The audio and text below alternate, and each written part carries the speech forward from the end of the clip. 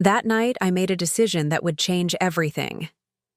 6 months later, my son Michael was begging me to reconsider, but by then I'd already signed the papers giving my $3 million estate to the one person who'd never treated me like a burden. Now they're all scrambling to understand how the interfering old woman they dismissed became the architect of their financial future. Before we begin, make sure to like and subscribe, and tell me in the comments. Have you ever had family treat you like you were invisible just because of your age? Share your story below. I'm Eleanor Whitmore, and at 70 years old, I thought I'd earned the right to speak my mind at family gatherings. But apparently, in today's world, age and experience are liabilities rather than assets. Let me tell you how. I learned that lesson the hard way, and how it led to the most empowering decision of my entire life. My story begins 45 years ago, when I was a 25-year-old newlywed with dreams of a simple life as a wife and mother. I'd married Robert Whitmore, a good man who worked as a foreman at the Riverside Manufacturing Plant, and we'd settled into a modest 2-bedroom house in what was then the working-class neighborhood of Rosewood Hills. I'd planned to be a stay-at-home mother, maybe help with Robert's family's small bookkeeping business when the children were older. Life, as it often does, had different plans. When I was 35, Robert was killed in an industrial accident at the plant. A crane malfunction during a routine equipment move crushed him instantly, leaving me with 3 children, Michael, 12, Sarah, 9, and David, 6, and absolutely no idea how I was going to survive financially. The plant's insurance settlement was modest, enough to cover Robert's funeral and pay off our mortgage, but not nearly enough to support a family of 4 indefinitely. I had a high school diploma, some basic bookkeeping experience from helping Robert's father with his small appliance, repair shop, and 3 grieving children who needed stability more than they needed anything else in the world. The widow's pension was barely enough to cover groceries, and I quickly realized that if we were going to make it, I'd need to figure out how to earn a real living. That's when I discovered I had a talent for numbers and an intuitive understanding of how money worked. I started by offering bookkeeping services to small businesses around Rosewood Hills, the corner grocery store, the local auto repair shop, a small restaurant that was struggling to track their expenses. I charged modest fees because I was learning as much as I was helping, but word spread quickly that Eleanor Whitmore could organize financial chaos and help small business owners understand where their money was actually going. Within 2 years, I had enough clients to support my family. Within 5 years, I'd earned my CPA certification through night school while the kids did homework at the kitchen table beside me. By the time Michael graduated high school, I'd established Whitmore & Associates as one of the most trusted accounting firms in our growing suburb. The business grew because I understood something that many accountants didn't. Small business. Owners and middle-class families needed more than just tax preparation and bookkeeping. They needed someone who could explain financial concepts in plain English, who could help them plan for their children's education and their own retirement, who could guide them through major financial decisions without making them feel ignorant or overwhelmed. I became known as the accountant who actually cared about her client's success rather than just collecting fees. When the Hendersons wanted to buy their first house, I spent hours helping them understand mortgage terms and create a realistic budget. When Maria Santos needed to expand her catering business, I helped her develop a business plan and secure financing.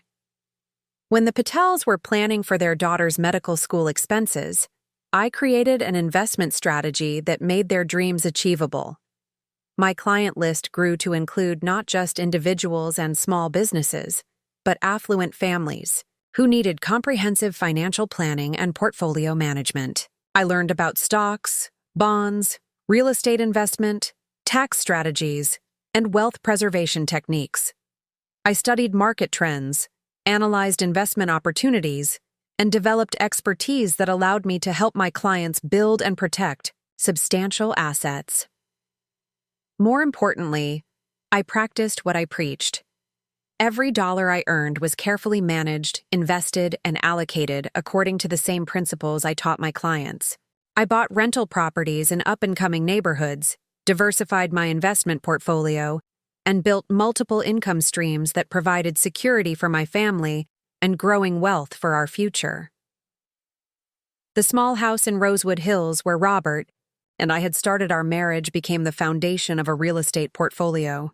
As the neighborhood gentrified and property values increased, I purchased additional rental properties, renovated them carefully, and attracted quality tenants who provided steady monthly income.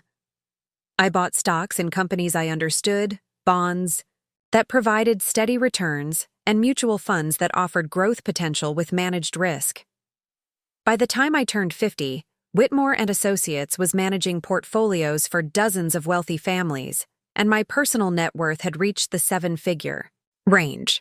By 60, I owned my home outright, had significant holdings in rental real estate, and maintained investment accounts that generated more annual income than most people earned from full-time employment. When I finally retired at 65, my estate was valued at just over $3 million. The beautiful colonial in Rosewood Hills, now an upscale neighborhood, was worth $800,000. My rental properties generated $15,000 monthly in passive income. My investment portfolio was worth $1.8 million. I had $400,000 in cash savings and precious metals as insurance against economic uncertainty. I'd built this wealth not through inheritance or luck, but through 40 years of careful planning, intelligent decision-making, and the kind of financial discipline that comes from knowing what it's like to wonder how you'll feed your children. Every investment decision had been researched, every major purchase carefully considered, every financial strategy tested against my personal experience and professional expertise. This wasn't money I'd stumbled into or married into. This was wealth I'd created through knowledge, hard work, and strategic thinking. And I'd done it all while raising 3 children as a single mother, attending their school events, helping with homework, and making sure they had every opportunity I could provide. Michael, Sarah, and David had grown up watching me build this success. They'd seen me studying for my CPA exam at the kitchen table after working all day. They'd helped me prepare client tax returns during busy seasons. They'd celebrated with me when I bought each new rental property, when major clients signed long-term contracts, when investment returns exceeded expectations. More importantly, they'd benefited from my financial expertise throughout their lives. When Michael wanted to buy his first car, I helped him understand loan terms and negotiate a fair deal. When Sarah chose her college, I guided her through financial aid applications and scholarship opportunities. When David started his own family, I helped him and Lisa understand mortgage options and create a budget that allowed Lisa to stay home with their children. I'd paid for their college educations without them accumulating debt. I'd provided down payment assistance when they bought their first homes. I'd been the reliable financial safety net that allowed them to take career risks, pursue their goals, and build their own versions of success without the constant money worries that had defined my early motherhood. But somewhere along the way, my children had stopped seeing my financial advice as valuable guidance from someone who'd overcome significant challenges to build substantial wealth. Instead, they'd begun viewing my input as interference from an old woman who didn't understand how things work nowadays. Michael, now 45, had settled into a comfortable but unremarkable career as a middle manager at a tech company. His salary was decent, around $85,000 annually, but not spectacular. He'd bought a house in a good suburban neighborhood, drove reliable cars, and maintained the kind of lifestyle that looked successful from the outside, but left little room for significant savings or financial security. His wife Jennifer had started as a real estate agent with big dreams and expensive tastes. She sold maybe 6 houses a year, earning commission income that varied wildly and averaged around $35,000 annually. But Jennifer lived as if she earned 6 figures, constantly upgrading their home decor, planning elaborate vacations they couldn't really afford, and pressuring Michael to invest in their lifestyle in ways that made my accountant's heart cringe. Their children, Ashley and Brandon were typical teenagers from affluent suburbs. Expensive clothes, latest technology, assumption that college and cars and spring break trips were guaranteed rights rather than earned privileges. They were good kids fundamentally, but they'd grown up with a sense of entitlement that worried me, and financial expectations that their parents' actual income couldn't sustainably support. Sarah had moved to Portland for her career in environmental consulting and was doing well financially, but she'd also absorbed some ideas about work-life balance and authentic living that sometimes translated into judgment about my generation's focus on financial security and wealth building. She was single, owned a condo, had reasonable savings, and generally made sound financial decisions, but she'd also developed a tendency to view discussions about money as somehow materialistic or unseemly. David had made the most traditional choices, married his college girlfriend Lisa, worked steadily as an engineer, bought a house in a family-friendly neighborhood, and focused on providing for his two young children, Emma, 4, and Jacob, 2. Financially, David and Lisa were the most stable of my children, but they also lived paycheck to paycheck despite decent dual incomes because they prioritized current comfort over long-term wealth building. What frustrated me wasn't their life choices. I was proud of all 3 of my children and the adults they'd become. What frustrated me was their increasing dismissiveness of the financial wisdom I'd gained through decades of helping families build and preserve wealth.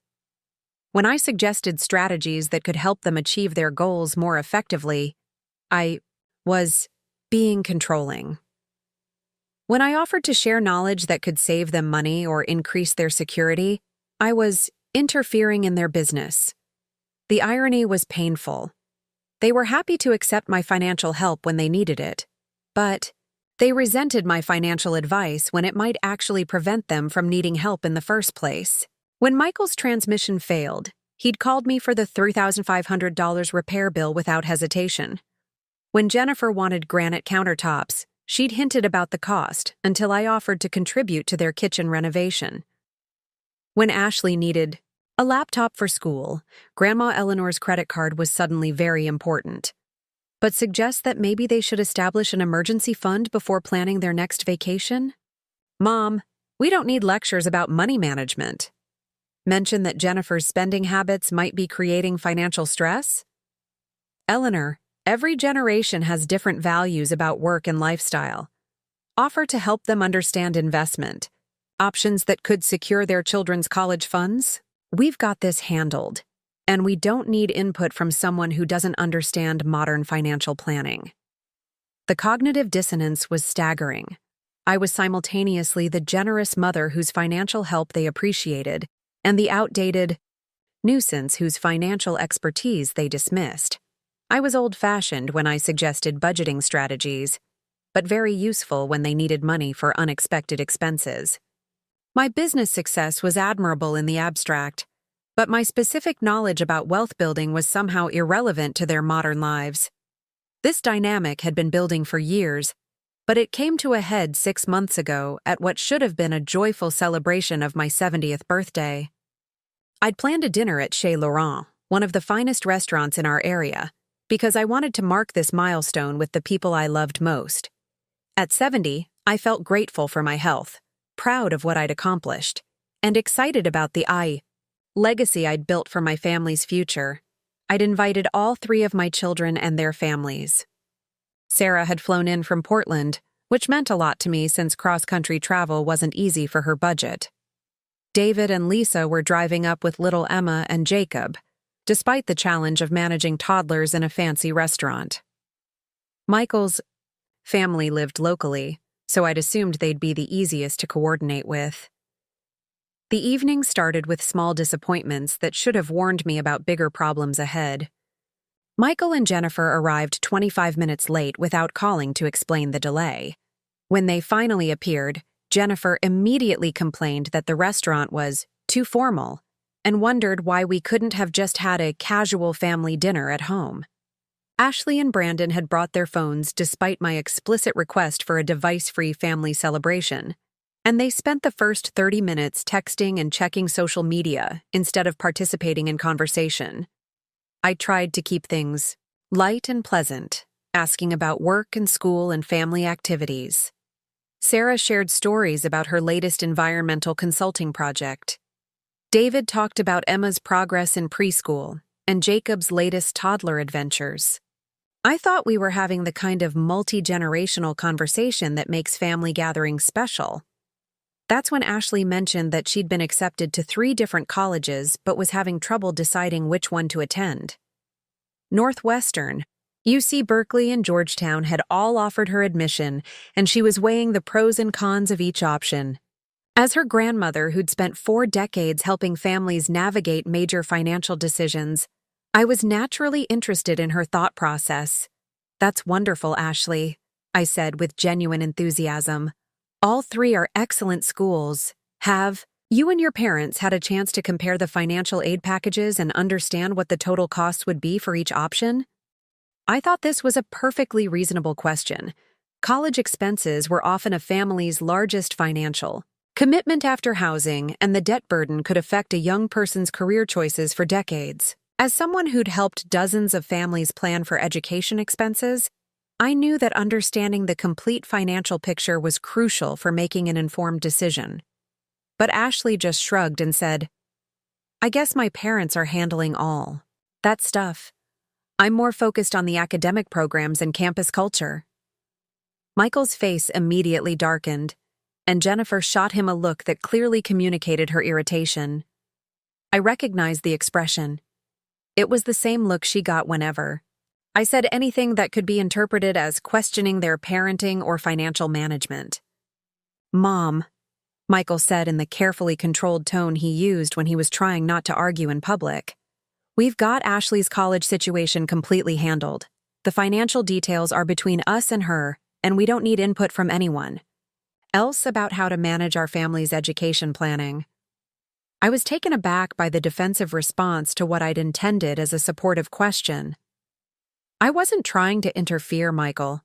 I was just asking because I remember how overwhelming all the financial aid paperwork can be. If you'd like any help understanding the different offers or planning for the costs, I'm happy to share what I've learned from helping other families go through this process."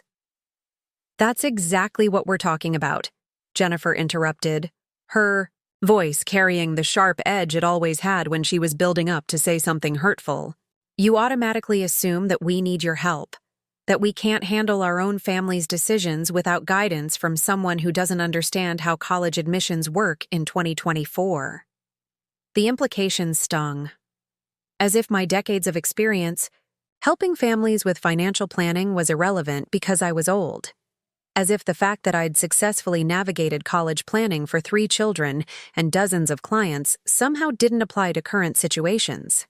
As if being 70 meant I couldn't possibly understand modern financial concepts, despite the fact that I'd been adapting to economic changes for my entire career. "I'm not assuming you need help," I said, trying to keep my voice calm and reasonable. "I'm offering to share knowledge if it would be useful. College costs have increased dramatically since you were students, and the financial aid system has become much more complex. I've helped several families recently who were surprised by hidden costs and debt implications they hadn't fully understood. See, that's the problem right there," Michael said, his voice getting louder despite the upscale restaurant setting. "You think that because you ran an accounting business in the 1980s and 1990s, you're automatically qualified to give advice about everything. College planning is more sophisticated now than when you were dealing with these issues. An accounting business in the 1980s and 1990s, as if Whitmore and Associates had been some small-town bookkeeping service instead of a respected CPA firm that had managed complex portfolios for wealthy families.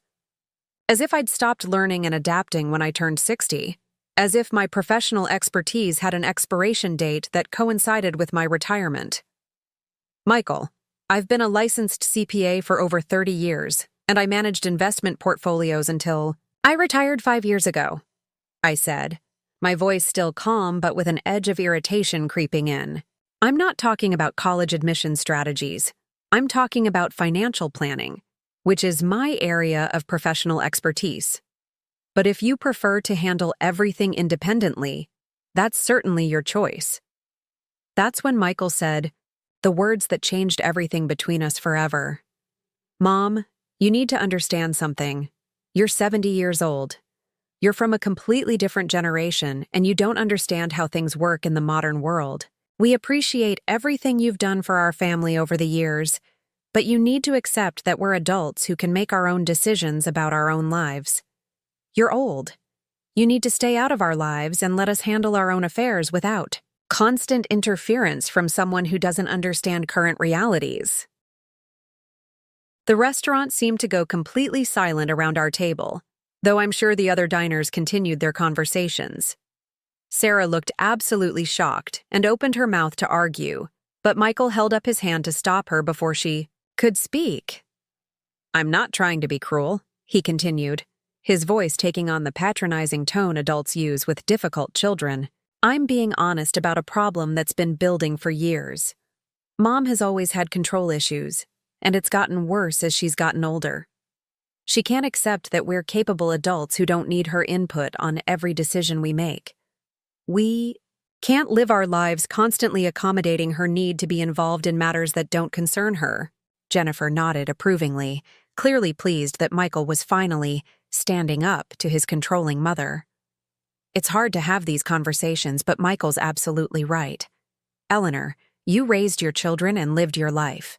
You made your choices and built your success.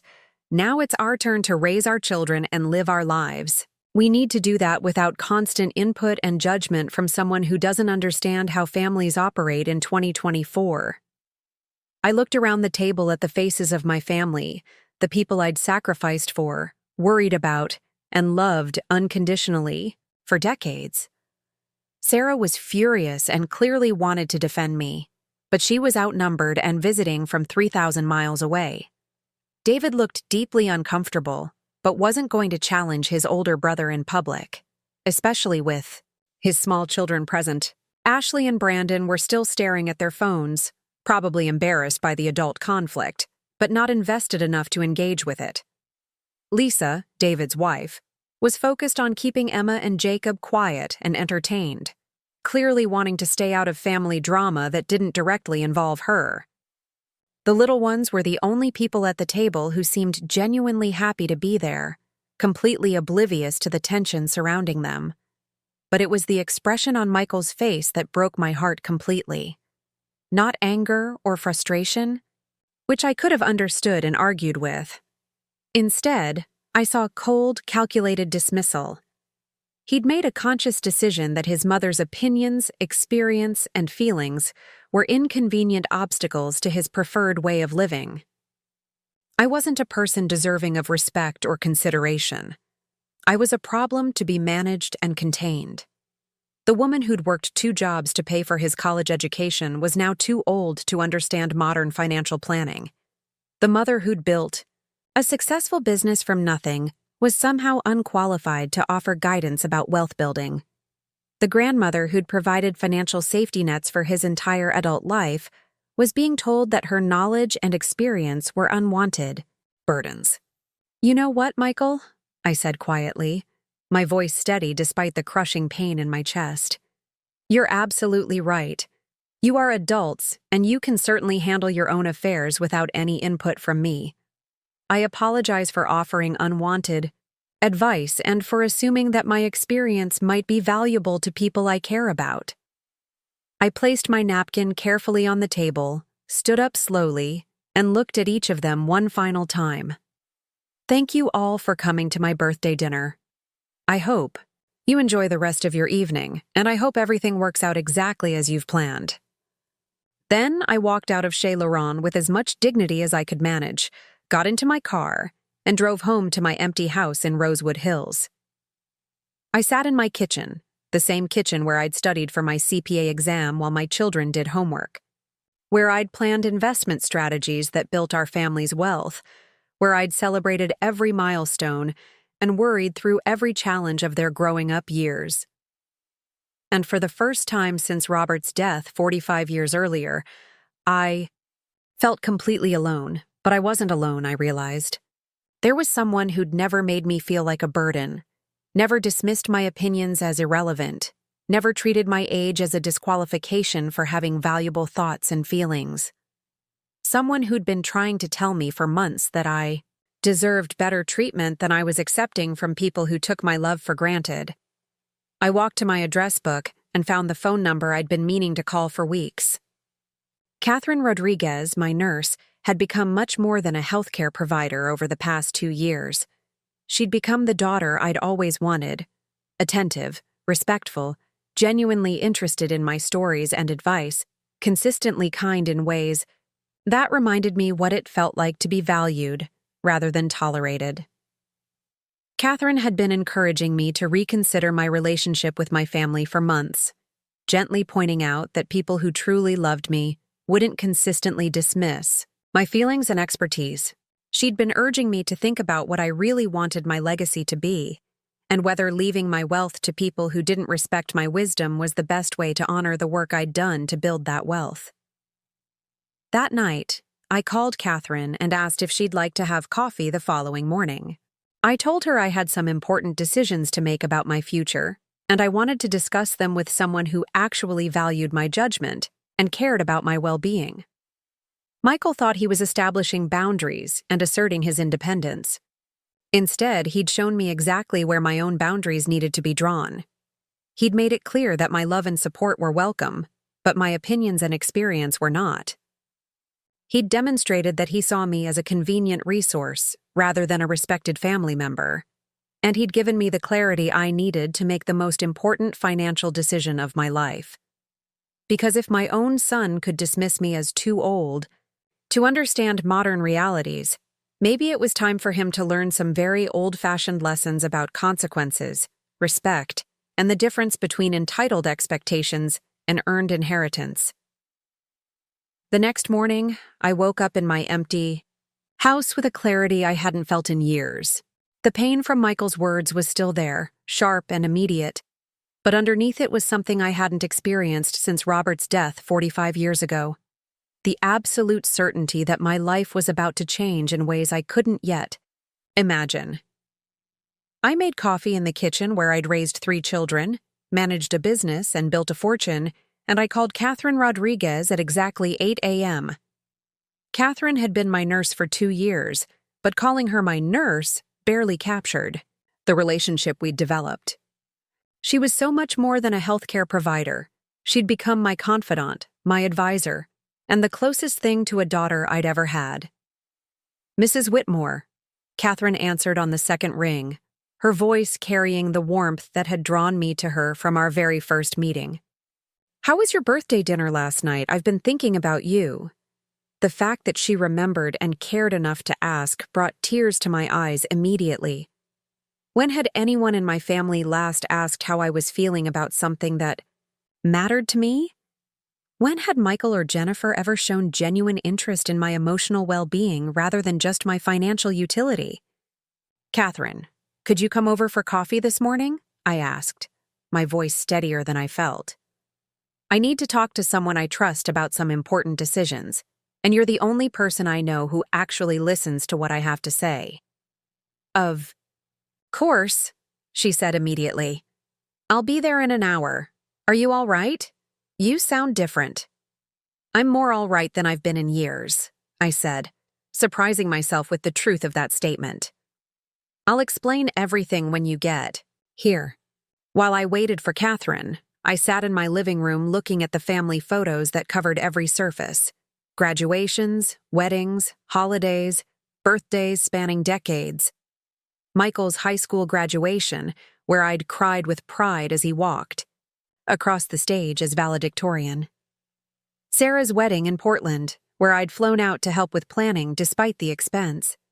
David's children taking their first steps, learning to ride bikes, celebrating Christmas mornings with the grandmother who spoiled them with thoughtful gifts and unlimited attention. In every photo, I was smiling, engaged, present for every milestone that mattered to them. But looking at those images now, I realized that none of them captured moments where my children were focused on my happiness, my achievements, my milestones. The photos told the story of a woman whose entire identity had been built around supporting other people's dreams, while her own worth was measured by her usefulness to their lives. When Catherine arrived, she took one look at my face and immediately pulled me into a hug that lasted longer than any embrace I'd received from my own children in years. Catherine was 45 years old, a registered nurse with 20 years of experience in geriatric care. But more importantly, she was someone who understood that elderly patients were still complete human beings with complex emotions, valuable insights, and dignity that deserved protection. "Tell me what happened," she said, as we sat at my kitchen table with coffee and the homemade churros she'd brought, because she knew they were my favorite. I told her everything. Michael's dismissive words, Jennifer's nodding approval, the silence from the rest of my family, the crushing realization that the people I'd devoted my life to saw me as nothing more than an aging inconvenience whose opinions had expired along with my usefulness as an active parent and provider. Catherine listened without interrupting, her dark eyes growing angrier with each detail I shared. When I finished, she was quiet for a long moment before speaking.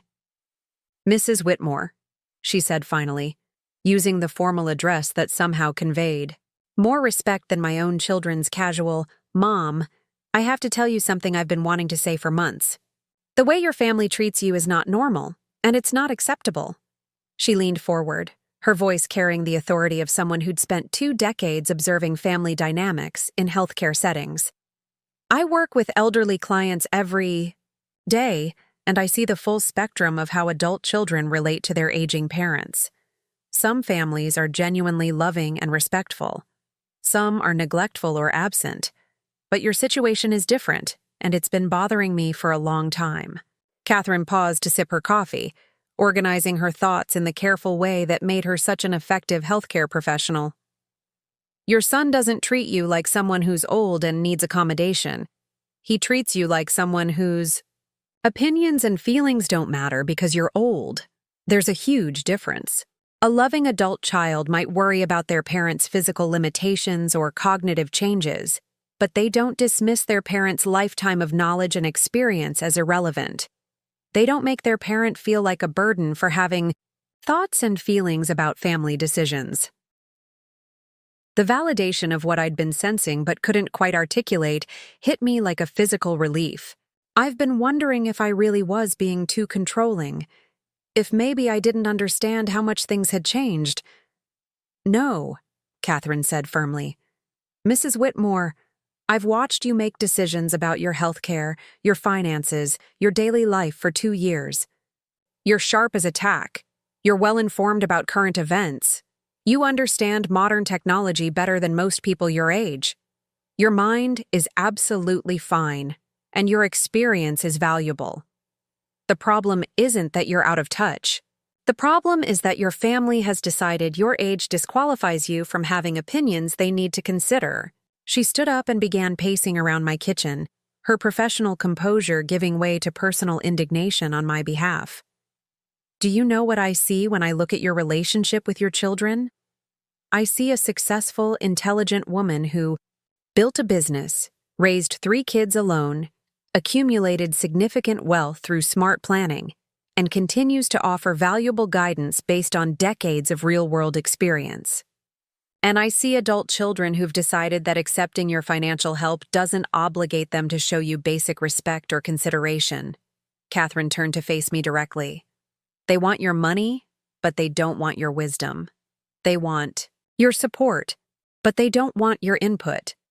They want the benefits of having a wealthy, generous mother, but they don't want to treat you like a person whose thoughts and feelings matter."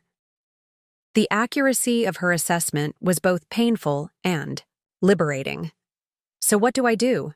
They're my children. I love them even after last night." "Loving someone doesn't mean accepting disrespectful treatment from them," Catherine said, sitting back down and taking my hands in hers. "And it doesn't mean you have to continue relationships on terms that diminish your worth as a human being." Was quiet for a moment, then looked at me with an intensity I'd never seen from her before. "Mrs. Whitmore, can I tell you something personal? Something I've never shared with a client before? I nodded, curious about this shift in our conversation. My mother died 3 years ago. She was 78, and she spent the last 10 years of her life apologizing for existing. My siblings treated her like a burden, complained about having to help. With her care, made her feel guilty for needing assistance with things that became difficult as she aged. She had money, not as much as you, but enough to be comfortable, and they spent her final years making her feel like every dollar she spent on herself was money she was stealing from their inheritance. Catherine's voice grew thick with emotion. She died believing she was a problem that her children were stuck dealing with. She never got to enjoy the wealth she'd worked her whole life to accumulate because she felt guilty about spending money her kids thought belonged to them. She never got to speak her mind about family decisions because they'd trained her to believe her opinions were unwelcome burdens. Tears were running down Catherine's face now, and I found myself crying as well. For her mother, for myself, for all the elderly women who'd been taught that aging meant accepting diminishment. I became a geriatric nurse because of her, Catherine continued, because I wanted to help other older women maintain their dignity and autonomy in ways my mother never could. And Mrs. Whitmore, watching your family treat you the way they do, it breaks my heart because you're everything my mother could have been if she'd had the strength to demand better treatment. What are you saying I should do? I asked, though I was beginning to understand where this conversation was leading. Catherine took a deep breath and looked me directly in the eyes. I'm saying you have power you're not using. You have options you're not considering. And you have the right to make decisions about your life and your legacy based on who actually values and respects you, not just who happens to share your DNA. She stood up again and walked to my kitchen window, looking out at the gardens I'd maintained for 30 years. You know what I've learned in 20 years of healthcare? The people who age with dignity and happiness are the ones who refuse to accept disrespectful treatment just because it comes from family members. They're the ones who build relationships with people who see their value, who appreciate their wisdom, who treat them like complete human beings instead of aging inconveniences. Catherine turned back to me with a slight smile that I'd never seen before, not her professional, caring nurse smile, but something more personal and strategic. Mrs. Whitmore, you told me once that you have no debt, significant liquid assets, and an estate worth over $3 million. Is that correct? Yes, I said, wondering where she was going with this. And this estate is currently set to be inherited by your 3 children? That's right. Equal thirds, with additional provisions for the grandchildren's education. Catherine nodded thoughtfully. And Michael made it very clear last night that he doesn't want your input or guidance about his family's decisions. He wants you to stay out of their lives and let them handle their affairs independently. He did. Then maybe it's time to take him at his word, Catherine said quietly. Maybe it's time to let him handle his affairs completely independently, including the financial consequences of his choices. The implication hit me like lightning. Catherine, are you suggesting? I'm suggesting that you have the right to leave your estate to people who actually value you, she said calmly. People who treat you with respect and kindness. People who appreciate your wisdom instead of dismissing it. People who see you as a complete human being instead of an aging ATM they're obligated to tolerate. She sat back down and took my hands again. Mrs. Whitmore, you worked for 40 years to build wealth that will outlive you. Why should that wealth go to people who've made it clear they don't respect the woman who created it? Why should Michael benefit financially from dismissing you as too old to understand modern realities? Why should Jennifer profit from treating you like an interfering burden? The questions were ones I'd never allowed myself to consider, but they felt revolutionary in their simplicity. But they're my children. And you'll always love them, Catherine said gently. But love doesn't require financial reward for disrespectful behavior. Love doesn't mean you have to ignore how they actually treat you. Love doesn't obligate you to pretend that hurtful actions don't have consequences. Catherine paused, then continued with the kind of careful professionalism that told me she'd thought about this conversation many times before having it. Mrs. Whitmore, what if I told you there was another option? What if instead of leaving your estate to people who dismiss your value, you could leave it to someone who genuinely appreciates everything you've accomplished? Someone who listens to your stories, values your advice, and treats you with the respect you've earned? What are you saying? I'm saying that over the past 2 years, you've become more than a client to me. You've become the mother figure I lost 3 years ago. You've given me guidance about my own financial planning, encouraged me to pursue additional certifications in my field, supported me through a difficult breakup, and treated me with more consistent kindness than I've received from anyone else in my adult life. Catherine's voice grew stronger and more confident. You've told me repeatedly that I'm like the daughter you never had. Well, Mrs. Whitmore, you're like the mother I wish I'd been able to protect and honor while she was alive. The mother I should have encouraged to value herself as much as she valued everyone else. I stared at her, beginning to understand the magnitude of what she was suggesting. Are you proposing that I change my will? I'm proposing that you consider all your options, Catherine said carefully, including the option of leaving your estate to someone who has consistently demonstrated love, respect, and appreciation for who you are as a person. Someone who would honor your legacy by using your wealth in ways that reflect your values and your wisdom. The idea was so radical, so completely outside anything I'd ever considered, that I couldn't process it immediately. Leave my $3 million estate to Catherine instead of my children? Disinherit Michael, Sarah, and David because of one terrible conversation? But it wasn't one conversation, I realized. It was years of dismissive treatment, years of being valued for my financial contributions while my opinions and feelings were systematically devalued. It was a pattern of behavior that had culminated in Michael's cruel words, but hadn't started there. Catherine, I said slowly, if I were to consider something like this, what would that mean for you? It would mean I could do things your children will never think to do, she said without hesitation. It would mean I could establish a scholarship, fund in your name for single mothers pursuing business degrees. It would mean I could donate to organizations that support elderly women's dignity and autonomy.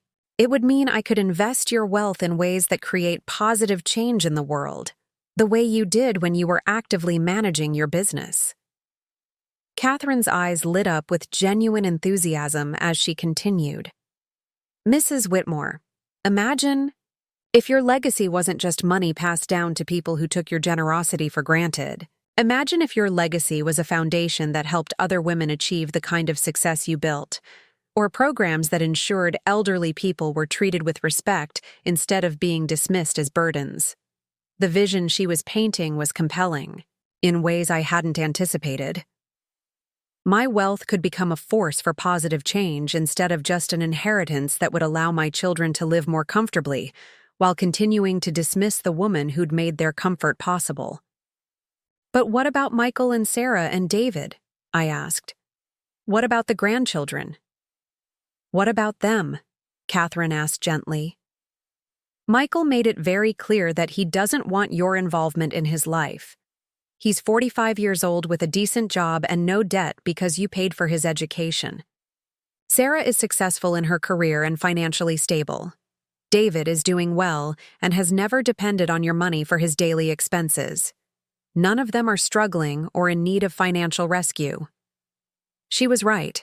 My children were all functional, adults who'd benefited enormously from my support throughout their lives but weren't dependent on inheritance for their survival or success.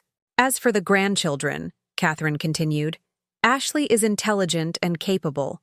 She'll succeed in college and career based on her own efforts, not because she inherited money she didn't earn. Brandon will learn the value of work and achievement, instead of expecting financial rewards simply for existing. Emma and Jacob will grow up understanding that love and money are separate things, and that respect must be earned rather than assumed. The more Catherine talked, the more sense her perspective made. You're saying that leaving them money might actually be harmful? I'm saying that giving people money they haven't earned for accomplishments they haven't achieved can rob them of the motivation to develop their own strength and character, Catherine said. Your children have become comfortable dismissing you, partly because they know your love comes with financial benefits, regardless of how they treat you. Removing those benefits might teach them to value relationships for intrinsic rather than financial reasons. We talked for 3 more hours, exploring every aspect of what such a dramatic change would mean. Catherine shared stories from her healthcare experience about families that had been destroyed by inheritance conflicts, and families that had been strengthened by elderly relatives who'd made unconventional but wise decisions about their legacies. She told me about clients who'd left their estates to charities, caregivers, or friends who'd shown genuine love and respect during their final years. She described the peace these clients had felt, knowing their wealth would be used by people who shared their values, rather than people who felt entitled to financial rewards simply because of genetic relationships. Mrs. Whitmore, Catherine said, as our conversation began to wind down, you don't have to make any decisions today, but I want you to consider one question. If you could design your legacy to reflect the values and principles that guided your life, what would that look like? The question stayed with me after Catherine left. I spent the rest of the day walking through my house, looking at the material evidence of 40 years of careful planning and wise decision-making. The house itself, elegant and comfortable, but not ostentatious. The artwork I'd collected from local artists whose careers I'd wanted to support. The library filled with books about business, investing, and personal development that had guided my professional growth. Everything in my home reflected thoughtful choices made by someone who understood the difference between wealth and materialism, someone who valued substance over status, someone who'd used money as a tool for creating security and opportunity rather than simply accumulating possessions. Did I want that wealth to go to people who'd never shared those values? People who saw money as something to spend rather than something to invest? People who valued lifestyle and appearances over financial security and long-term planning? That evening, I called my attorney, James Harrison, who'd been handling my legal affairs for 15 years. James was in his early 60s, a respected estate planning lawyer who'd helped me structure my investments and update my will multiple times as my circumstances changed. "Eleanor," James said when his secretary put me through. "How nice to hear from you. How was your birthday celebration?" "Educational," I said dryly. "James, I need to schedule an appointment to discuss some significant changes to my estate planning. Can you see me this week?" "Of course. Is everything all right? Has your health situation changed?" "My health is fine," I said. "But my perspective on how I want my legacy structured has evolved considerably. I need to explore some options I've never considered before." "I see," James said, his tone becoming more formal and professional. "This sounds like something we should discuss in detail. Can you come in Thursday morning at 10? "Perfect. And James? I'll be bringing someone with me, Catherine Rodriguez, my nurse. She's become family to me in ways that my actual family apparently isn't interested in being." There was a pause on James's end, the kind of silence that suggested he was beginning to understand the nature of my call. Estate planning attorneys had seen every variety of family drama, and they knew the signs when clients were reconsidering fundamental assumptions about inheritance. "I'll look forward to meeting Ms. Rodriguez," James said carefully. "And Eleanor? Whatever you're considering, we'll make sure it's structured properly and that all your options are fully explored before you make any final decisions." "Thank you. James, I have a feeling this is going to be a very interesting conversation." After hanging up, I sat in my kitchen one more time, looking at the phone where I'd received so many calls from my children over the years. Calls asking for financial help, calls requesting my presence at family events, calls updating me on grandchildren's activities and achievements. But when had any of them last called simply to ask how I was doing, or to share something they thought I'd find interesting, or to seek my advice about something important? The answer was painful in its clarity. Never. My children called me when they needed something from me, but they never called simply because they valued my companionship or perspective. Catherine, on the other hand, called me regularly just to chat. She asked about my garden, my reading, my thoughts on current events. She sought my advice about her career decisions, her relationship choices, her financial planning. She treated me like someone whose opinions mattered and whose wisdom had value. Michael had told me I was too old to understand modern realities. Maybe it was time to show him that this old woman understood the most important reality of all. Respect is not a given. Love is not unconditional. And inheritance is not a right. Maybe it was time to teach my family that actions have consequences, even when those actions are words spoken in anger and dismissed as unimportant. Maybe it was time to ensure that my legacy reflected my values rather than just my DNA. Thursday morning couldn't come soon enough. Thursday morning arrived with the kind of crisp autumn air that made everything feel possible. I dressed carefully for my appointment with James Harrison, a navy blue suit that conveyed the seriousness of a woman making important decisions about millions of dollars, paired with the pearl necklace Robert had given me for our 10th anniversary. I wanted to look like someone whose judgment should be respected, not someone whose age made her vulnerable to poor decision-making. Catherine arrived at my house at 9:30, looking equally professional in a charcoal gray dress and blazer that emphasized her role as a healthcare professional rather than just a companion. She carried a leather portfolio that, I would soon learn, contained documentation that would prove crucial to our conversation with James. "Are you ready for this?" Catherine asked as we drove toward downtown Millbrook, where James Harrison's law firm occupied the top 2 floors of the historic Merchants Building. "I'm ready to explore options," I said carefully. "I'm ready to understand what's possible and what the consequences would be. Whether I'm ready to actually implement dramatic changes, we'll see what James has to say."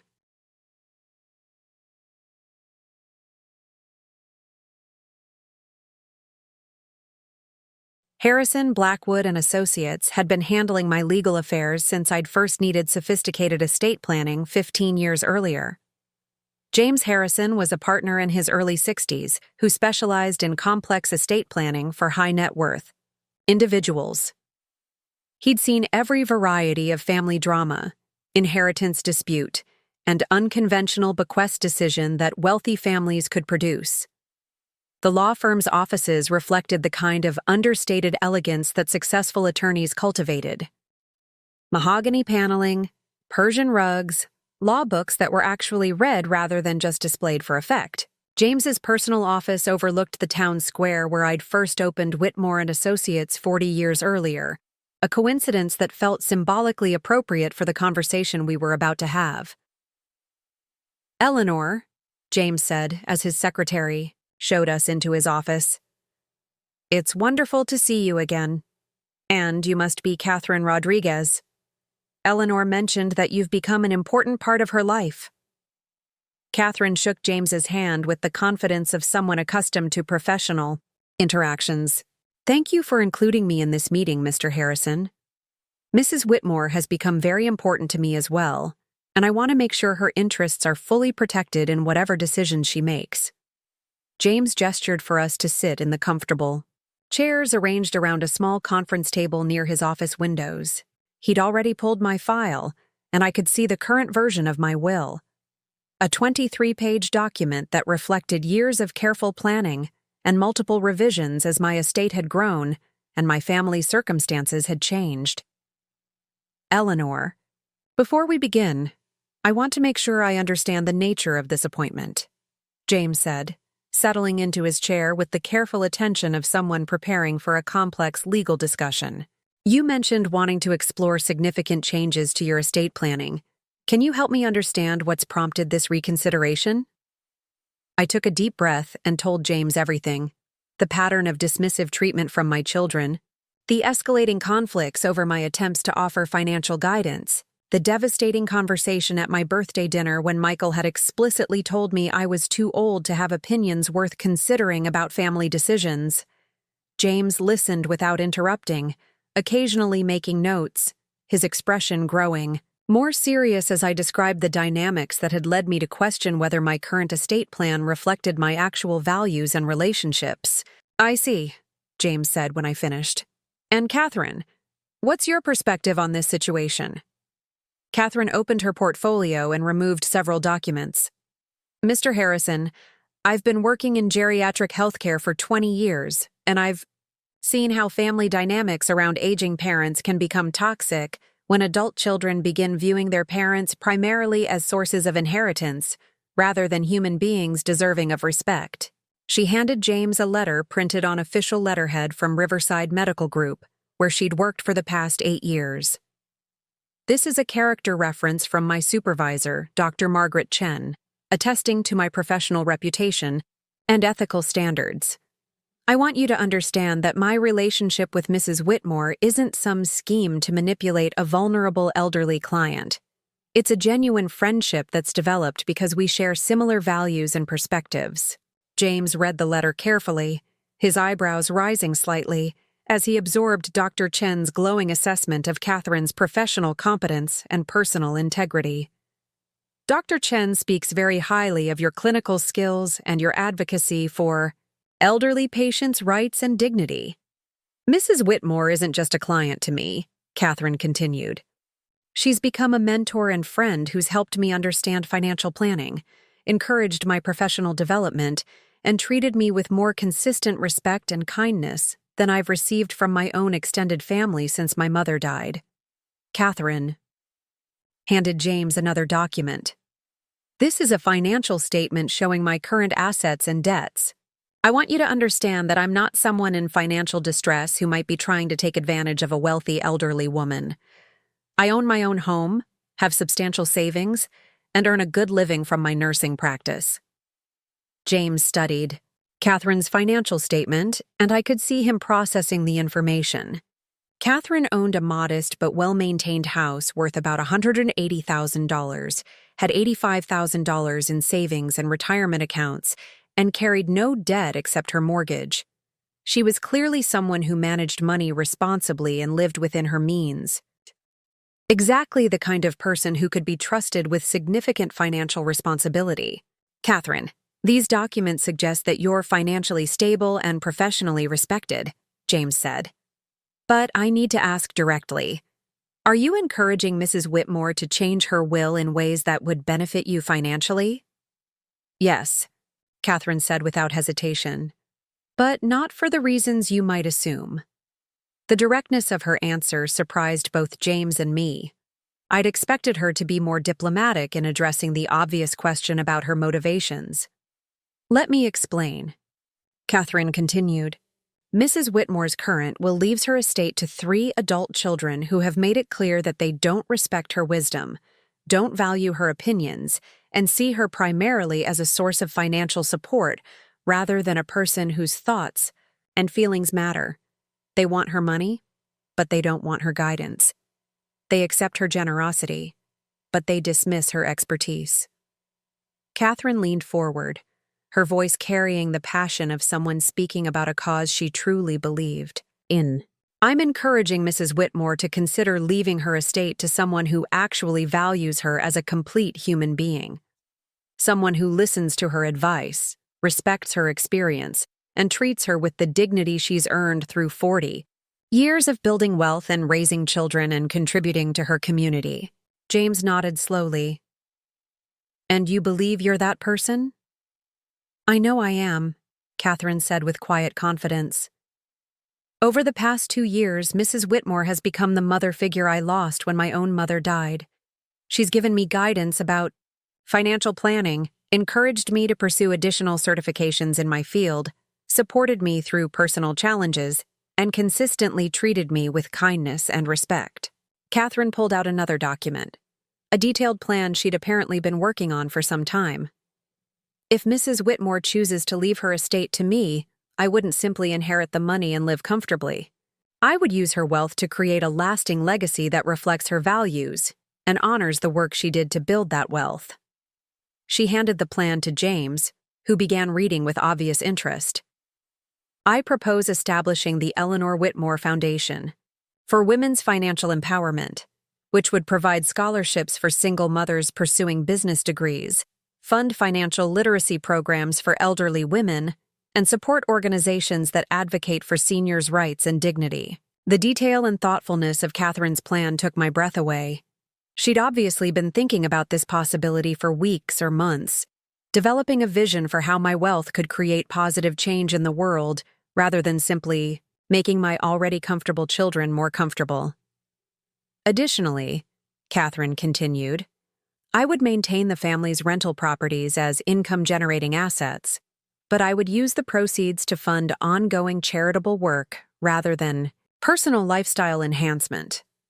Mrs. Whitmore built her wealth through careful investment and community contribution. I would honor that legacy by ensuring her money continues to serve those same principles.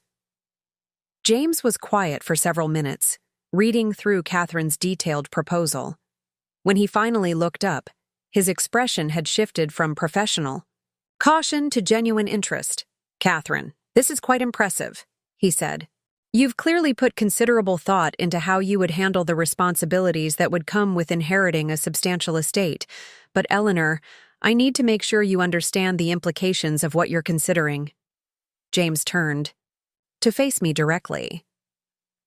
If you change your will to leave your estate to Catherine instead of your children, there will be consequences beyond just the financial redistribution. Your children will likely be shocked, hurt, and angry.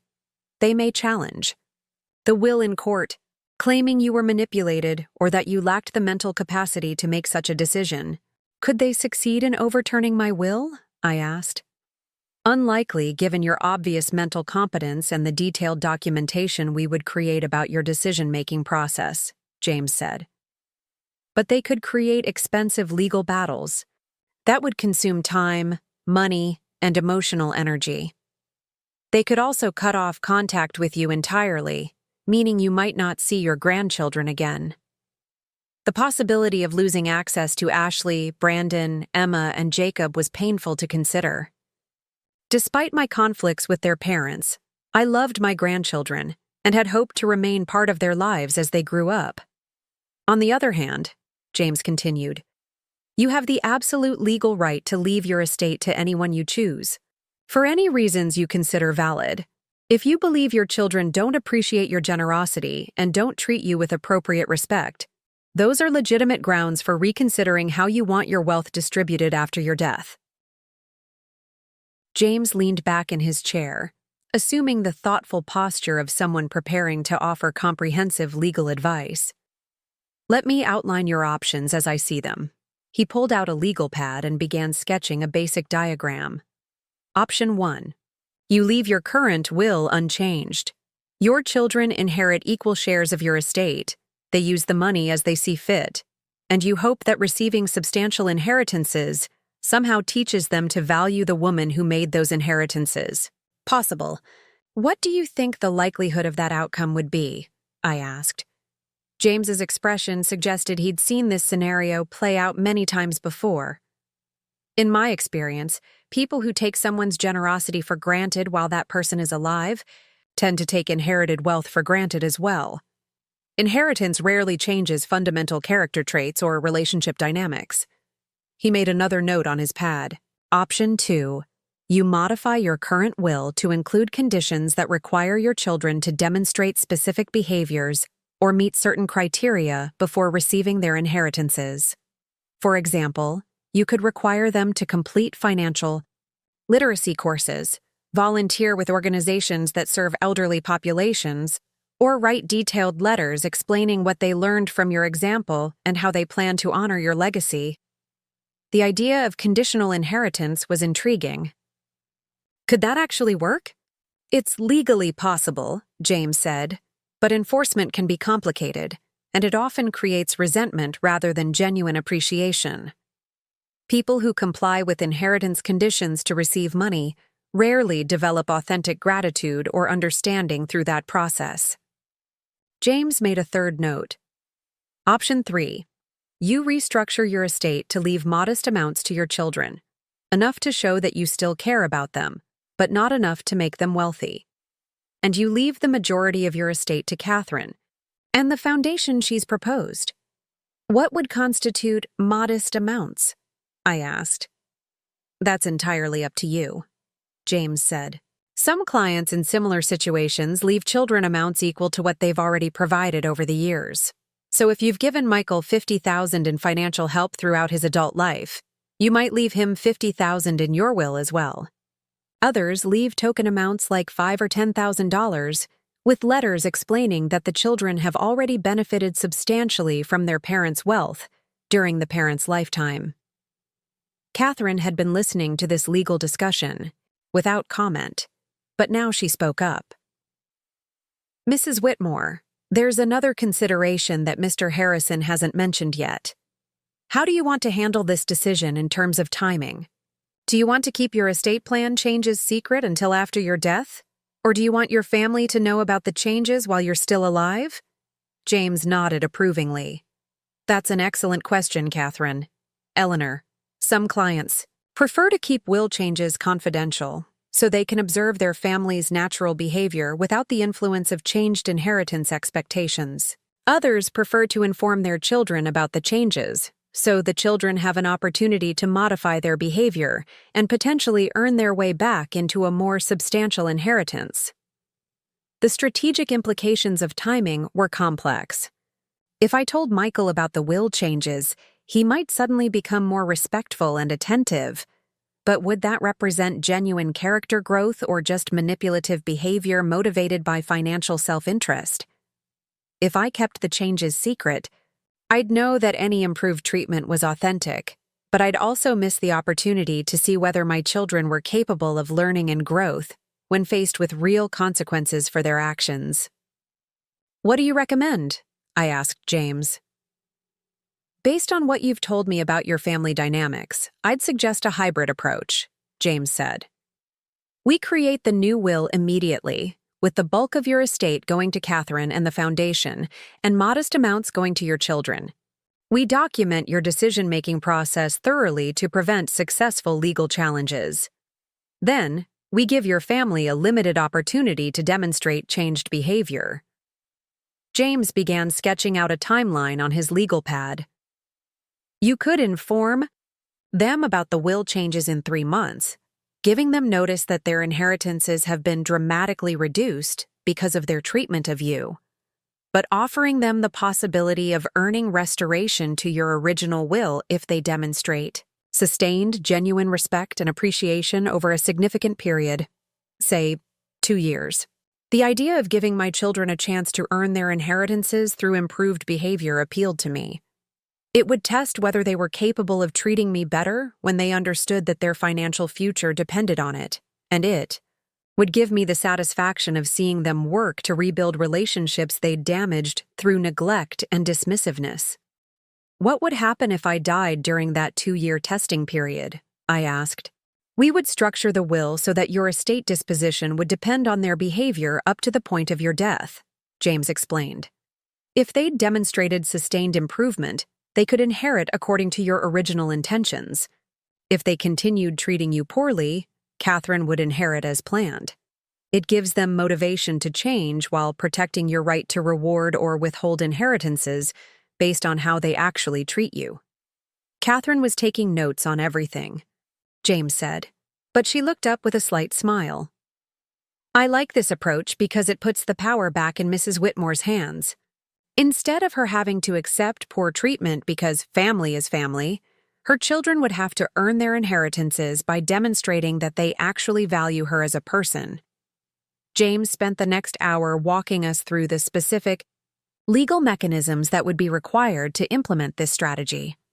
We discussed trust structures, foundation establishment, documentation requirements, and challenge prevention measures. The legal complexity was substantial, but James assured us that everything we were considering was well within normal estate planning parameters. Eleanor, I want to emphasize one important point, James said as our meeting began to wind down. What you're considering isn't unusual or inappropriate. I've helped many clients restructure their estates when family relationships deteriorated, or when they decided their values weren't reflected in their original inheritance plans. The law explicitly recognizes your right to distribute your wealth according to your own judgment about who deserves to benefit from what you've worked to create. He pulled out a thick folder and handed it to me. These are examples of similar estate restructurings I've handled over the years, obviously with identifying information removed to protect client confidentiality. I want you to see that you're not the first person to face these issues, and you won't be the last. As I flipped through the folder, I saw will modifications, trust structures, and foundation establishments that reflected a wide range of family conflicts and value-based decisions. Wealthy parents who disinherited children for drug addiction, gambling problems, or abusive behavior. Successful business owners who'd left their companies to employees rather than family members who'd shown no interest in the work. Elderly. Clients who'd chosen to benefit caregivers, friends, or charitable organizations, rather than relatives who'd provided financial expectations, but not emotional support. The common thread in all these cases, James explained, is that the clients reached a point where they decided their legacy should reflect their values and relationships, rather than just their biological connections. They wanted their wealth to go to people who would honor what that wealth represented, and who had demonstrated genuine care for the person who created it. As we prepared to leave James's office, he handed us both detailed packets of information about next steps. If you decide to proceed with this estate restructuring, we'll need about 6 weeks to complete all the documentation. The foundation establishment will require additional paperwork with the state, and will want to create very detailed records of your decision-making process to prevent any successful challenges. James walked us to the elevator, his manner more personal than it had been at the beginning of our meeting. Eleanor, I've been practicing estate law for 30 years, and I've seen the full spectrum of family dynamics around inheritance. What you're considering takes courage, but it also takes wisdom. Sometimes the kindest thing you can do for adult children is refuse to enable their bad behavior by rewarding it financially. As Catherine and I drove back to my house, we were both quiet for several minutes, processing the magnitude of what we'd just discussed. The legal framework for completely restructuring my estate and my family's financial future was not only possible, but relatively straightforward. The emotional and relational implications were far more complex. Mrs. Whitmore, Catherine said finally, how are you feeling about everything we learned today? Empowered, I said, surprising myself with the immediate certainty of that response. For the first time in years, I feel like I have real options instead of just accepting whatever treatment my family decides to give me. Catherine nodded thoughtfully. The legal framework gives you leverage you've never had before.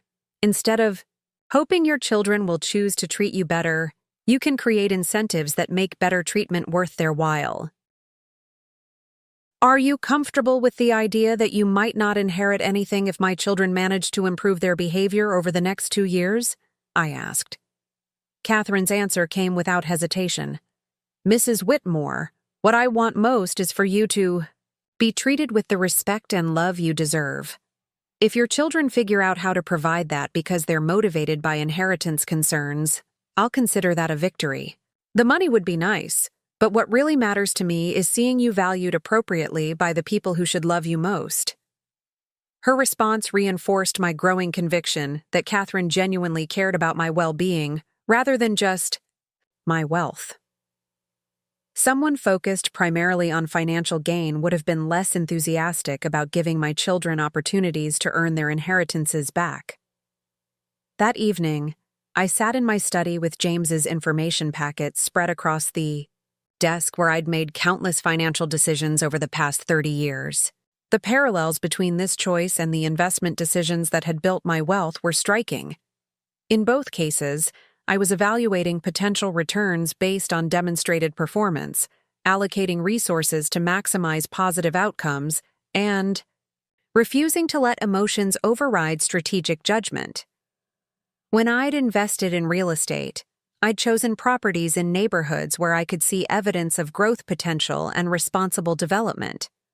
When I'd selected stocks, I'd researched companies with strong management, ethical practices, and sustainable business models. When I'd chosen clients for my accounting firm, I'd worked with people who valued expertise, paid their bills promptly, and treated my staff with respect. My estate planning should follow the same principles. Instead of leaving money to people, based solely on genetic relationships, I should consider who had demonstrated the values, character, and appreciation that would make them good stewards of what I'd worked to create. Michael had made it clear that he didn't value my judgment or want my input about important decisions. Jennifer had dismissed my professional expertise as outdated and irrelevant. Ashley and Brandon had been raised to see me as a source of gifts and financial support, rather than wisdom and guidance. Catherine, on the other hand, sought my advice about major decisions, respected my experience, appreciated my knowledge, and treated me with consistent kindness and consideration. She'd developed a thoughtful plan for using my wealth to create positive change in the world, and she'd demonstrated the financial responsibility and ethical standards that suggested she could be trusted with significant resources. The choice, when viewed through the lens of strategic investment rather than family obligation, was remarkably clear. I called James Harrison's office and left a message asking him to begin drafting the new estate plan we'd discussed. Then I called Catherine and asked if she'd like to have dinner the following evening to discuss the foundation planning in more detail. For the first time since my birthday dinner disaster, I felt like I was moving forward rather than just enduring whatever treatment my family decided to provide. I felt like the successful businesswoman who'd built a fortune through smart choices and strategic thinking, rather than the dismissed grandmother who was expected to be grateful for whatever scraps of attention her children threw her way. Michael had told me I was too old to understand modern realities. Maybe it was time to show him that this old woman understood the most important reality of all. Respect is something that must be earned, and inheritance is something that should be deserved. The transformation was beginning, and there would be no going back. 6 months after my disastrous birthday dinner, I stood in my living room holding 2 documents that would change my family's life forever. The first was my new will, signed just that morning in James Harrison's office, legally transferring my $3 million estate to Catherine Rodriguez and the Eleanor Whitmore Foundation for Women's Financial Empowerment. The second was a letter I'd spent 3 weeks writing and rewriting, explaining to my children exactly why their mother had chosen to disinherit them. Today was the day I would reveal what their dismissive words had cost them. The past 6 months had been the most peaceful and fulfilling period I'd experienced in years. Without the constant stress of trying to maintain relationships with people who didn't value me, I'd rediscovered parts of myself that had been buried under decades of attempting to be the perfect mother, grandmother, and family financial safety. Catherine and I had spent countless hours planning the foundation that would bear my name. We'd researched organizations that supported elderly women's rights, identified scholarship opportunities for single mothers pursuing business degrees, and developed partnerships with financial literacy programs that helped women build wealth and independence. My money would create lasting change in the lives of women who faced the same challenges I'd overcome 40 years earlier. More importantly, I'd learned what it felt like to have my opinions valued and my expertise respected. Catherine consulted me on every major decision in her life: career moves, financial planning, even dating choices. She introduced me to her friends as someone whose advice had been instrumental in her professional development. She treated me like a mentor and mother figure whose wisdom had genuine value. The contrast with my biological family had become even more stark during these months of minimal contact. Michael had called exactly 3 times, once to ask if I could help with Ashley's college application fees, once to mention that their furnace needed replacement and hint about the cost, and once to invite me to Brandon's high school graduation with less than a week's notice. Each interaction had followed the same pattern. Michael would be minimally polite while extracting whatever he needed from me, then end the conversation as quickly as possible. No questions about my health, my activities, or my emotional well-being. No genuine interest in my thoughts or feelings about anything that didn't directly benefit his family. Sarah had called more frequently, but with the same underlying dynamic. She'd update me on her work and social life, accept my financial contribution to her vacation fund, then change the subject whenever I tried to offer perspective on her career decisions or relationship choices. I was expected to be interested in her life, while my own thoughts and experiences were treated as irrelevant background noise. David had been the most disappointing because he'd always been the most sensitive of my children. He called regularly and included me in family activities with Emma and Jacob, but he'd also made it clear that he wouldn't challenge Michael's position that I needed to stay in my lane regarding family decisions. David wanted my presence and financial support, but not my opinions or guidance. None of them had apologized for Michael's cruel words at my birthday dinner. None of them had acknowledged that telling a 70-year-old woman she was too old to have valuable opinions might have been hurtful or disrespectful. They'd all simply accepted Michael's framing that I was an interfering old woman who needed to learn appropriate boundaries. Well, today they would learn about boundaries. My boundaries. I'd arranged for all 3 of my children and their families to come for Sunday dinner, the first time I'd hosted the entire family since my birthday disaster. I'd told them I had important news to share about my future plans, and they'd all agreed to attend, probably assuming I was going to announce some kind of assisted living arrangement or healthcare decision that would affect their inheritance. Timeline. They had no idea that their inheritance had already been decided. Catherine arrived at noon to help with final preparations. She'd offered to be present when I revealed the news, both for emotional support and to answer any questions about the foundation we'd established. She looked elegant and professional in a navy blue dress that conveyed the seriousness of someone who'd just become a millionaire, though she didn't know that the final paperwork had been completed that morning. "Are you ready for this?" Catherine asked as we arranged the formal dining room for what would likely be the last family meal I'd ever host. "I've never been more ready for anything in my life," I said, and I meant it. The clarity I'd gained over the past 6 months had crystallized into absolute certainty that this was the right decision. These people have spent years treating me like a convenient resource rather than a human being deserving of respect. Today, they'll learn what that choice has cost them.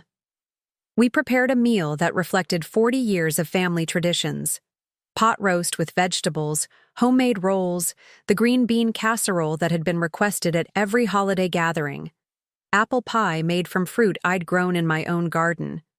It was comfort food designed to remind everyone of the decades of love and care I'd provided, making the contrast with their treatment of me even more pointed. David's family arrived first, with little Emma and Jacob rushing to hug their grandmother, while David and Lisa offered the kind of polite affection that characterized most of our recent interactions.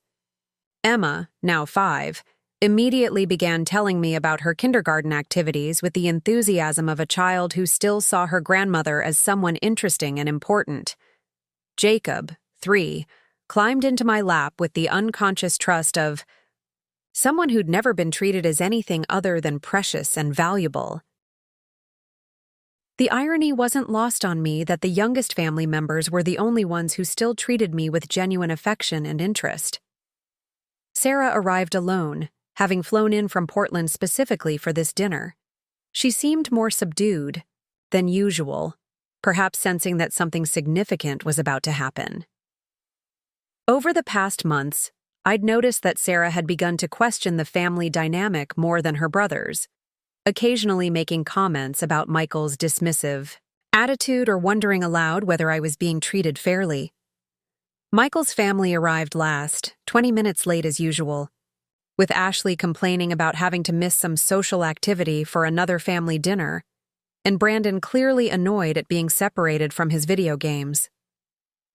Jennifer made her standard complaints about my house being too formal and wondered why we couldn't have just ordered pizza. Michael himself seemed distracted and slightly impatient, checking his phone repeatedly in the way that suggested he had somewhere else he'd rather be. The contrast between their arrival and David's family's warm greeting was stark. Emma and Jacob had rushed to me with joy and excitement. Ashley and Brandon barely acknowledged my presence, and neither Michael nor Jennifer showed any genuine pleasure at seeing me.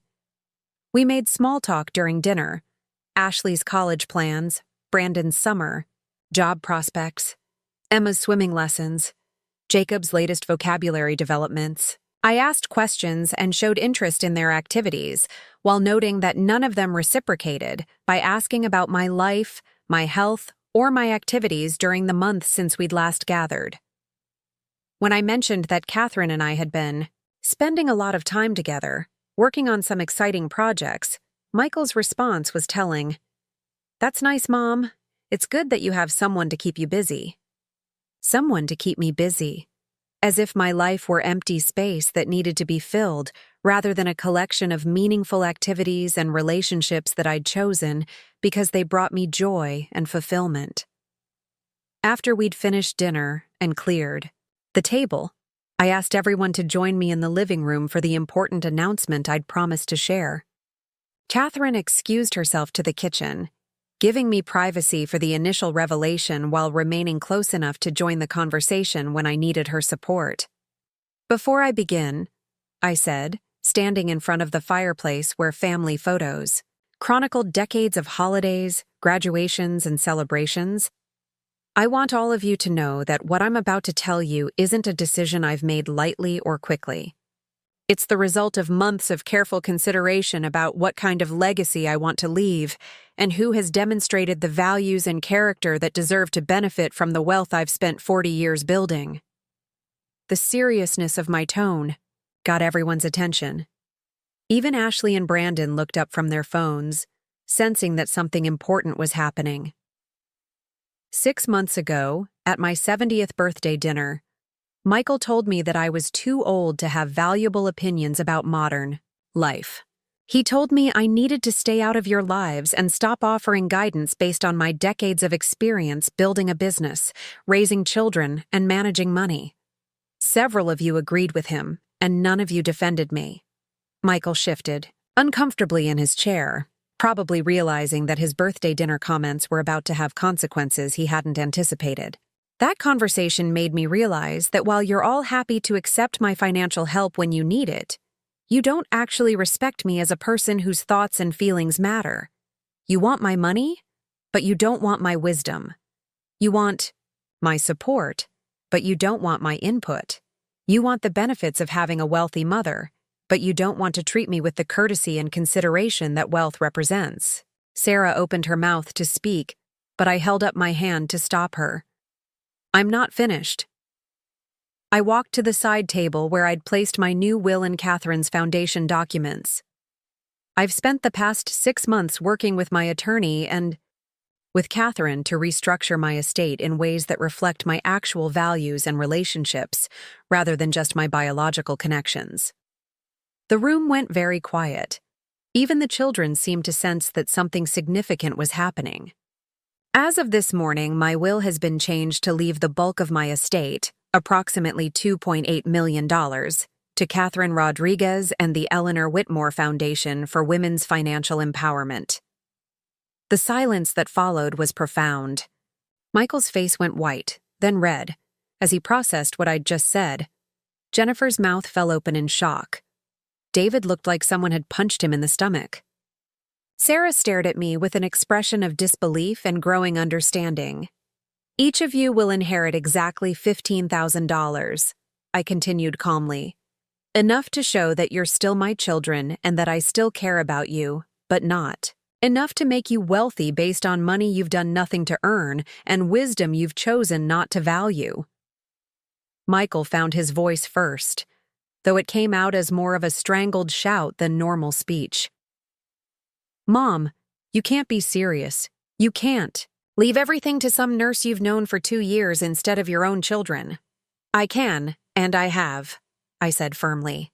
"Catherine has spent 2 years treating me with respect, valuing my advice, and demonstrating the character and values that deserve to be rewarded. You've spent the same 2 years treating me like an inconvenient obligation whose opinions don't matter because I'm old." Jennifer was sputtering with indignation. "This is insane. Eleanor, you're clearly not thinking rationally. No one gives away $3 million to someone who isn't even family. Someone who isn't even family, I repeated slowly. Catherine has been more family to me in 2 years than any of you have been in the past 5. She calls to check on me when she's not being paid to do it. She asks my advice about important decisions because she values my experience. She treats me like a human being whose thoughts and feelings matter. David finally found his voice, though it was shaky with emotion. Mom, I don't understand. We love you. We've always loved you. Love isn't just a feeling, David, I said gently. Love is how you treat people. Love is whether you show respect for their dignity and value their contributions to your life. Love is whether you defend them when they're being attacked or dismissed. I looked around the room at their shocked faces. When Michael told me I was too old to have valuable opinions, where was your love then, David? When Jennifer dismissed my professional expertise as outdated, where was your love, Sarah? When your children were taught to see me as a source of gifts rather than wisdom, where was your love, Michael? Ashley, who had been listening to this entire exchange with growing awareness, suddenly spoke up. Grandma, are you saying we don't get any inheritance because of what Dad said at your birthday dinner? I'm saying you don't get any inheritance because of how I've been treated consistently for years, I replied. Your father's words at my birthday dinner were just the final confirmation of attitudes that had been building for a long time. Brandon, finally understanding that his video game money was disappearing, joined the conversation. But Grandma, that's not fair. We didn't do anything wrong. You didn't do anything right either, I said sadly. When was the last time either of you asked me about my life, my interests, my thoughts about anything? When was the last time you treated me like a person you were genuinely interested in, rather than just an old lady you had to tolerate at family gatherings? The truth of that observation hung in the air. Neither Ashley nor Brandon could answer, because they'd never treated me as anything other than a source of birthday money and Christmas gifts. Michael was recovering from his initial shock and moving into anger. Mom, this is ridiculous. You can't punish your entire family because you didn't like one conversation. We'll contest this, Will. We'll prove you were manipulated by this nurse who's obviously taking advantage of you. Catherine, I called toward the kitchen. Would you please join us? Catherine entered the living room with the composed confidence of someone who'd anticipated this moment and prepared for it thoroughly. She carried a folder containing documentation that would address every challenge my family might attempt to raise. Michael, Jennifer, this is Catherine Rodriguez, I said formally. Catherine, these are my son Michael and his wife Jennifer, the people who've decided I'm too old to understand modern realities. Catherine extended her hand to Michael, who ignored it completely. Jennifer crossed her arms and glared as if Catherine were some kind of con artist who'd hypnotized me into giving away their inheritance. Before you accuse Catherine of manipulating me, I continued, you should know that she's a licensed registered nurse with 20 years of experience, owns her own home, has substantial savings, and earns a good living. She didn't need my money. She earned my respect and gratitude by treating me like a human being whose wisdom and experience have value. Catherine opened her folder and removed several documents. I also want you to know that your mother's decision was made with full legal consultation. James Harrison, her estate attorney, has documented her mental competence and decision-making capacity extensively. Any legal challenge you attempt will fail, and it will cost you far more in attorney fees than the $15,000 you're actually inheriting. Sarah, who had been quiet throughout this exchange, finally spoke. Mom, I need to ask you something directly. Do you really believe we don't love you? Do you really think we only see you as a source of money? The pain in Sarah's voice was genuine, and I felt a moment of regret for the daughter who'd always been the most emotionally aware of my children. Sarah, I believe you love the idea of me, I said gently. You love having a mother who's successful and generous and available when you need support. But do you love the actual person I am? Do you value my thoughts and opinions and experience? Or do you just tolerate those aspects of me because they come with financial benefits? Sarah was quiet for a long moment, and I could see her processing, not just my question but her own behavior over the past few years. I think, she said slowly, I've taken you for granted in ways I didn't realize. I think we all have. Taking someone for granted isn't the same as dismissing them as too old to have valuable opinions, I said. But you're right that you've all taken me for granted.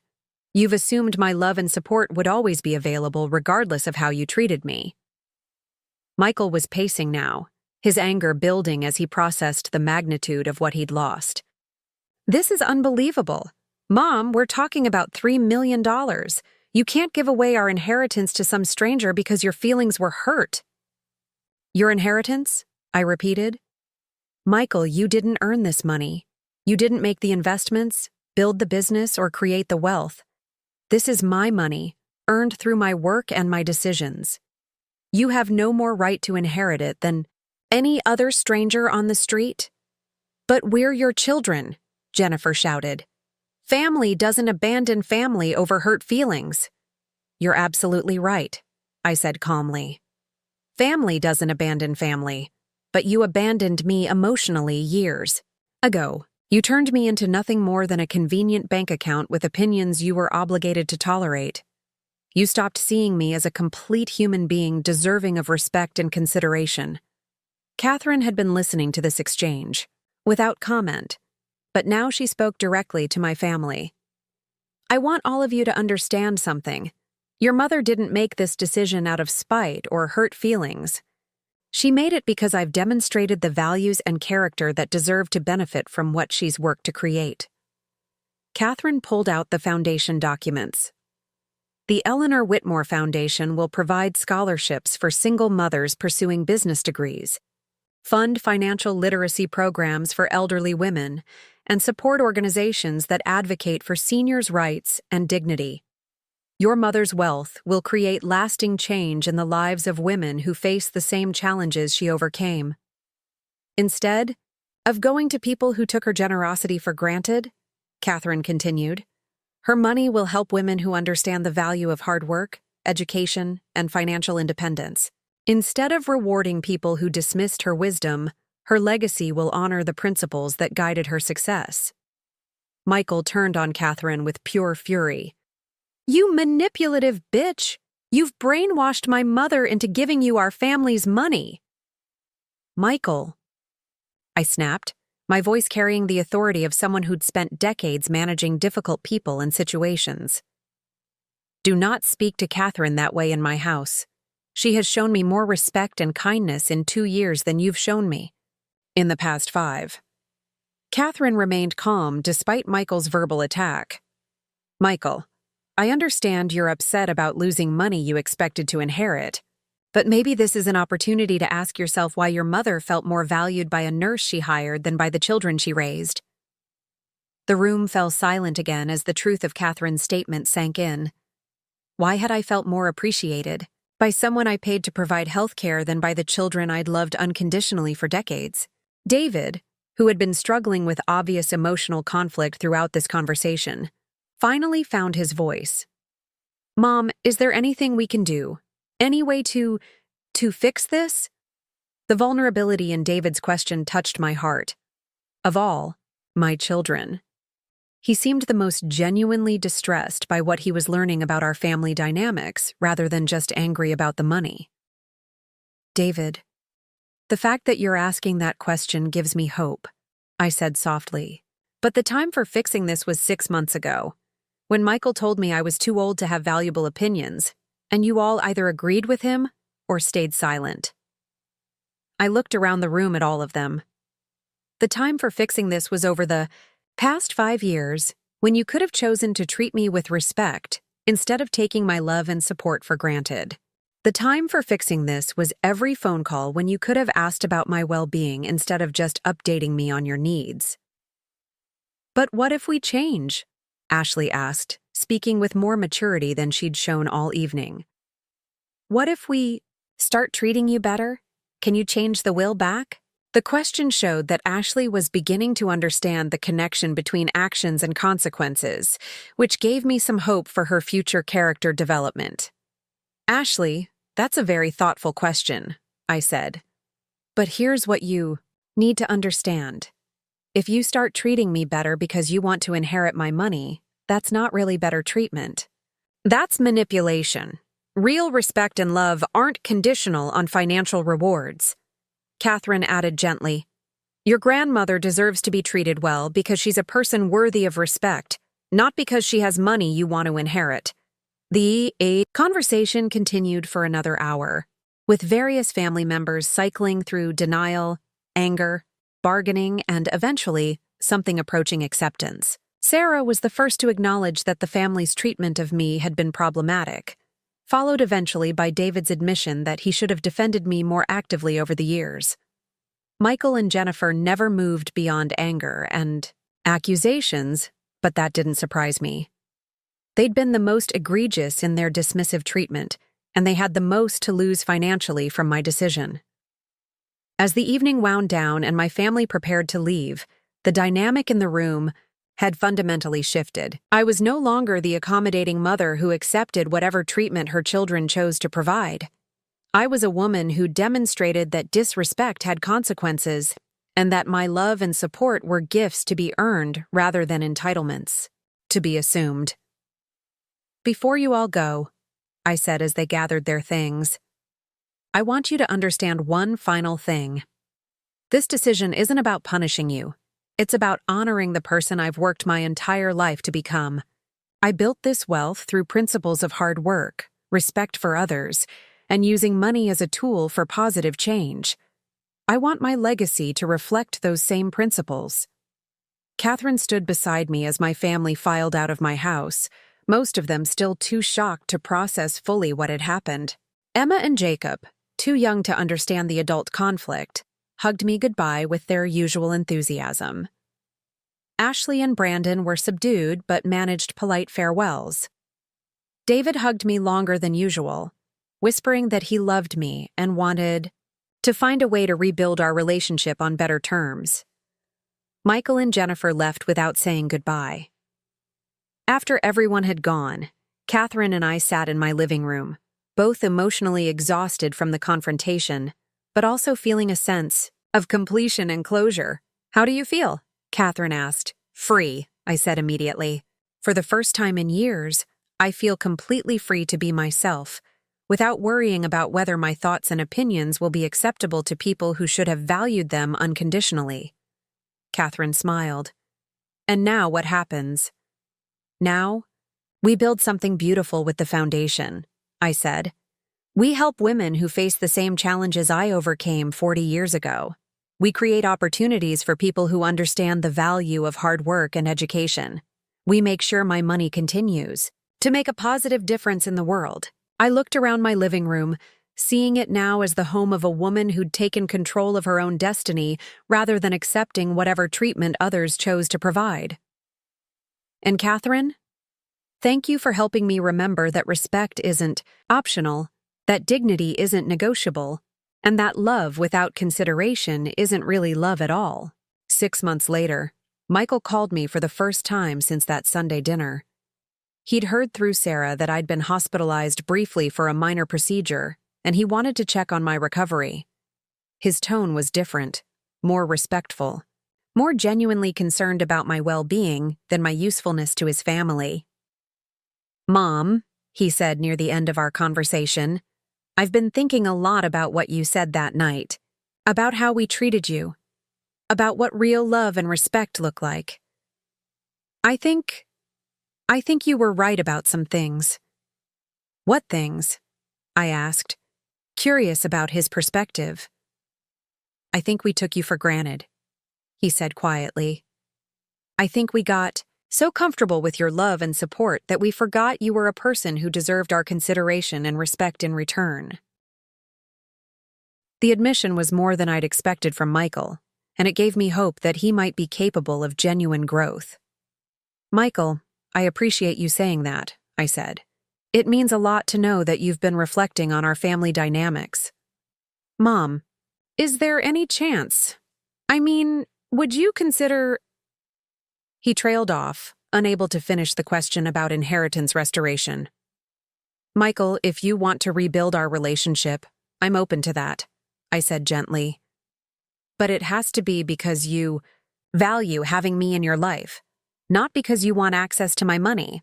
The will isn't changing, but our relationship could improve if you're genuinely committed to treating me with respect. He was quiet for a moment. I think I'd like to try. Not for the money. I mean, obviously I wish that was different, but I think I'd like to try to be a better son. Then let's start with something simple, I said. Why don't you come over for dinner next Sunday? Just you.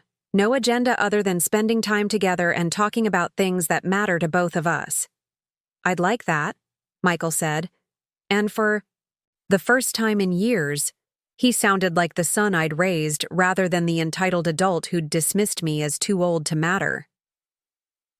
3 years have passed since I restructured my estate and revealed that decision to my family. The Eleanor Whitmore Foundation has provided scholarships to 47 single mothers pursuing business degrees, funded financial literacy programs in 12 communities, and supported advocacy organizations that have successfully lobbied for stronger protections for elderly people's rights and dignity. My relationships with my children have evolved in different directions. Sarah moved back to the East Coast and visits regularly, having genuinely committed to rebuilding our relationship based on mutual respect rather than financial expectation. David never wavered in his love, and our relationship has deepened as he's made conscious efforts to value my wisdom and experience. Michael's journey has been more complex, but he's made genuine progress in learning to see me as a complete person, deserving of consideration rather than just a resource for his family's benefit. Our relationship will never be what it might have been if he'd learned these lessons earlier, but it's become something authentic and meaningful. Catherine and I have become true family, not through genetics, but through choice, respect, and shared values. She manages the foundation with intelligence and integrity, ensuring that my wealth continues to create positive change long after I'm gone. More importantly, she's given me the experience of being genuinely valued and appreciated for who I am, rather than what I can provide. The most unexpected outcome has been my grandchildren's evolving understanding of what happened and why. Ashley, now in college on an academic scholarship she earned through her own merit, has thanked me for teaching her that respect must be earned and that money shouldn't be expected simply because of family relationships. Brandon has become more thoughtful about how he treats elderly people, having learned that dismissing someone because of their age can have serious consequences. Emma and Jacob, still young, simply love their grandmother unconditionally. But they're growing up in a family that's learned to value wisdom and experience rather than taking them for granted.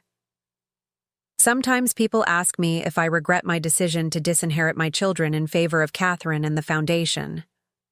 The answer is simple. I've never regretted any decision that resulted in my being treated with dignity and respect rather than being taken for granted. Michael told me I was too old to understand modern realities. He was wrong. The most important reality, in any era, is that every person deserves to be valued for their wisdom, respected for their experience, and treated with kindness regardless of their age. My son thought he was putting me in my place when he dismissed me as irrelevant. Instead, he helped me find my place, not as someone begging for scraps of attention from people who saw me as a burden, but as someone whose legacy would reflect her values and whose final years would be spent with people who genuinely appreciated her worth. If you're watching this video because someone in your life has made you feel invisible, irrelevant, or too old to matter, I want you to remember something. You have more power than you think. You have the right to decide who benefits from your love, your support, and your resources. You have the right to demand respect from people who want access to what you've worked to create. Family is important, but family isn't a free pass to treat people badly. Love is precious, but love without respect isn't really love at all. And Sometimes the most loving thing you can do is show people that their actions have consequences, even when those people share your DNA. You're never too old to change your life. You're never too old to demand better treatment, and you're never too old to show people that underestimating you was the biggest mistake they ever made. What's your story? Have you ever had family treat you like you didn't matter because of your age? Have you ever had to choose between accepting disrespect and protecting your dignity? Share your experiences in the comments below, and remember, you have more power than you think. Like and subscribe for more stories about turning life's worst moments into powerful transformations. Because sometimes the people who hurt us the most end up teaching us exactly how strong we really are. And remember, respect isn't optional, dignity isn't negotiable, and you're never too old to rewrite your story. Up next, you've got 2 more standout stories right on your screen. If this one hit the mark, you won't want to pass these up. Just click and check them out. And don't forget to subscribe and turn on the notification bell so you don't miss any upload from us.